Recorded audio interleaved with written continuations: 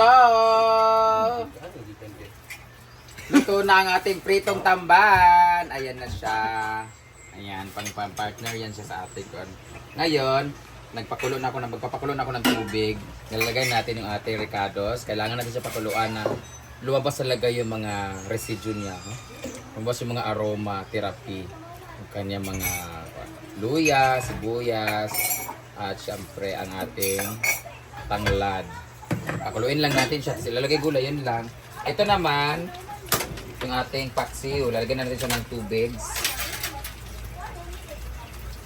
Pakuluin din natin siya para mawala yung kanyang lansa. Tapos, itimplahan na natin siya ng asin para mag-absorb na siya. Lagyan natin ng panglasa. Siyempre, panglasa natin ay hindi pwedeng mawala ang magic. Itapoy na ko aning hindi pwedeng mawala ang magic dahil yan ang talaga ang inaasahan ng lahat. Magic sarap! Baka naman.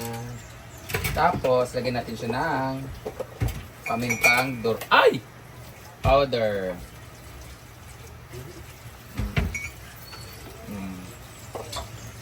So, yun lang. Tatakpan na natin siya. Kasi nagtakit dahil. Ito na ang ating paksiw. Handahan siya, kulo-kulo siya. Ay ba? Bukan natin konting tubig. Para maano yung lumubog yung ano. Takpan na natin. Ganun ang pagtakip. So let's clean the area of responsibility dahil tapos na tayo. Para pagsukad o niya, wala yung hugawan. So yung kanin dito, yung gulay na i-prepare natin. Need to wash this. Ito na yung gulay na natin. Alogbate, talbos, kangkong, malunggay. Grabe, ang dami nito guys. Ang dami naming gulay. So, ewan ko lang kung di pa matikurok ng mga kuan. Mga sakit-sakit sa katawan. Dahil healthy living kami ngayon. So, antayin ko lang kumulo. Then I'll see you later. So, ito na nga, kumukulo na nga ang ating paksiw na kung saan patuyo na rin yung tubig niya. Ilalagay na natin yung suka na maasim. Hindi pa maasim yung isang suka namin medyo matamis pa siya yung suka sa niyog. So, ito muna ilalagay natin. Mas gusto ko to kasi asim na asim talaga. Yan. At kumukulo na rin ang ating charan! Papatayin ko muna siya kasi masyado pang maaga. Pag niluto ko to, hindi na masarap to pag hindi mainit yung sabaw. Patayin ko muna since kumulo na siya para mamaya madali na lang siyang ilagay yung mga gulay. So, ito nalagay ko na ng suka. Antayin na lang natin siyang kumulo para maluto yung suka. Titikman natin din. Tapos na. After nito, kakain na tayo habang nagkikilawin si Paloma. Meron siyang kinilaw guys. Ayan. Bahala siya sa buhay niya.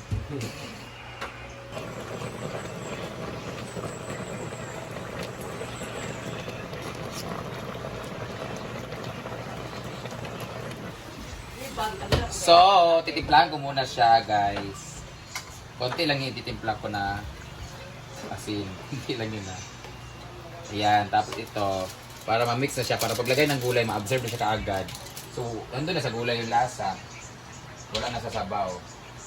Sabay-sabay na natin yung gulay paglagay kasi pareho lang naman yun sila. Pupuno to ngayon. Lagi. Ganti ang gulay guys. Fresh from the farm. Isang kuluan lang yan. Hindi ko na inanuhin natin yung okra kasi yung iba ayaw ng malapot-lapot yung sabaw. So, hayaan mo na yung okra na maglapot-lapot ng sarili niya. Tawag na gulay overload. Gulay overload, diba? Tapos konting kulo lang niya, ilalagay na natin yung dahon-dahon. Leafy vegetables. July na rin pala, kaya pag nito nutrition month na rin. And speaking of July na Aesthetics, thank you so much for my chin augmentation and nose lift. Nose lift. Ikot Red pala. Located at Santa Rosa, Laguna. sa may Unitown Center. Yan, asakto lang siya. Hoy! Nag-iit tamad mo! Amok ng mga iringan ni Sig Jirjir. Nagkasigwe, gano'n na. Yan, titikpan na natin siya. Tapos, mamaya i-retouch na lang natin yung i-retouch na lang natin yung lasa niya. But, tapos ako maligo guys, mag-bihis lang ako. Tapos after mag-bihis, babalikan ko tong gulay na to. Lalagyan ko to. Ay, may ano pa pala? Ang damo. Tapos na yung ngayon. Oh, tapos na. Luto. Booking 1,000 sa overview. Luto na ang ating paksiw. Charan! Ready na siya cook later. Kainin natin siya.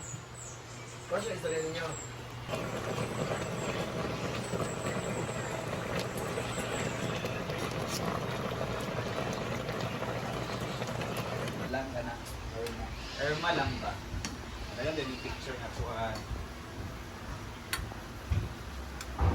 Kumukulo-kulo na siya ang ating gulay. Pwede na natin siya tikman. Balalata na yung ano niya. Pwede na siya kasi half cook lang naman tong ating gagawin.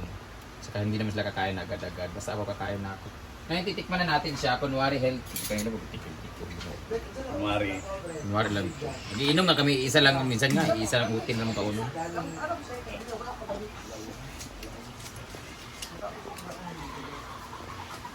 Konting asin. Lalagay na natin yung ating... Kaya na iring. Sama pa ninyo! Kaya na iring. Karon manok. Actually guys, nag-jerjer ang among iring mo na singgita ay. Karon na saan? Karon ang manok na po'y gilabukaan mo na ibig na po'y buros. Grabe ka ni kadaghan nga gulay. Mo ni gingon nga gulay. Ewan ko lang di tayo maging healthy nito. Nay maglutaw-lutaw niya sa toilet nga kangkong, di ba din matulaw ko. Dagana kay ani eh.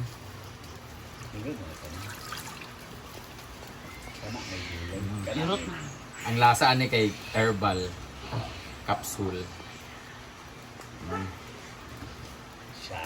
Sharo di ka maging healthy ani. Alam mo guys, pag naggulay kay nagulay, there's a lot of benefits that you can get from this gulay. Siya, makakuha ng mga antioxidant, anti-inflammatory, SSS, pag-ibig, yun ang mga benefits na makuha niyo. Sus, kalami kaya ani ginuo ko. Man ani ang kalamunggay dating ibutang. Ayan. Takpan na natin siya konti ulit. Para kahit paano maluto siya sa kanyang init. And then natin siya kumulo ng mga 2 hours. Pakuluin natin konti, tas malunggay na. Yay! I'm so excited to higop-higop. Takpan natin siya para lakasan natin ng apoy. Kulo yan siya. Yan. Gusto ko yung ganyan yung kamatis ay nalata talaga. Let's eat! Lamikin sa bulad bay. Ay, may bulad diha. Bulinaw. Ay, naman tayo pritong isda dahil.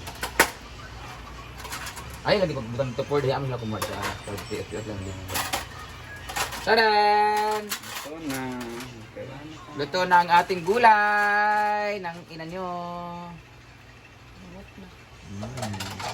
Ooh, perfect. Di ta pwede magpalubion niya. Maggawas ang kalamunggay o kangkong. Pwede na to. Kaon na mga yawa. Gulay ba yun? Yan. Yan yung kaon. Jill, congratulations, Jella. May jowa na siya. Ano ito na?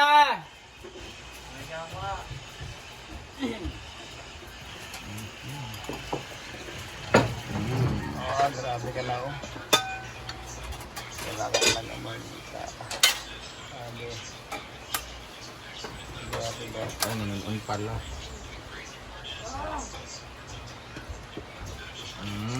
Gulay, isla. Podcast channel karon. Magpalit pa mo ng CCTV.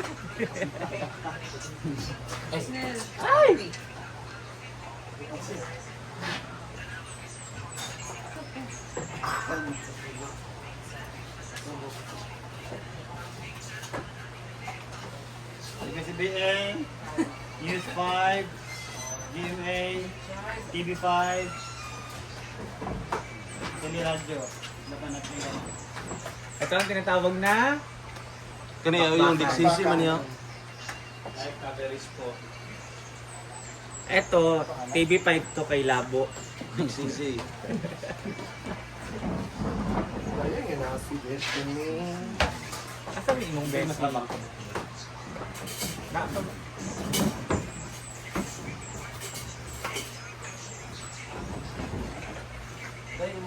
Ah, meron.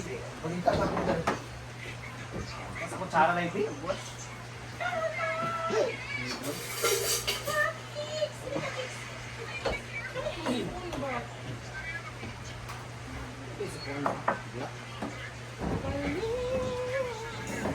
Basta nagmuna ko sa inyo ako ulam yung isda. Ulam dito. CCTV. Hello, CCTV. Hindi mo sa mga paglakawa, bigan. Sige, tunto-tunto lang kami.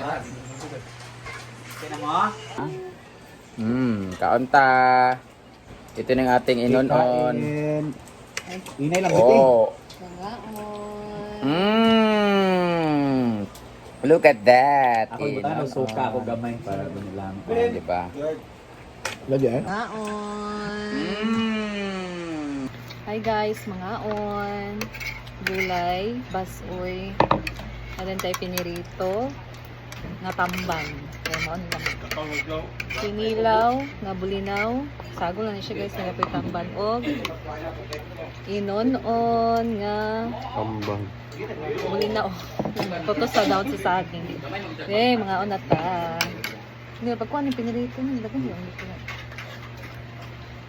Ako na ang toilet.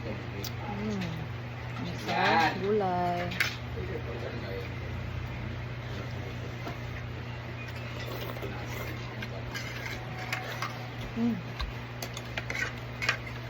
Siksi na to na. Balik ang ganun. Timbang is 49. Naong pala na. Timbang ko. Nabawasan na kang dito kilo. Pero time get cake guys. Private crazy.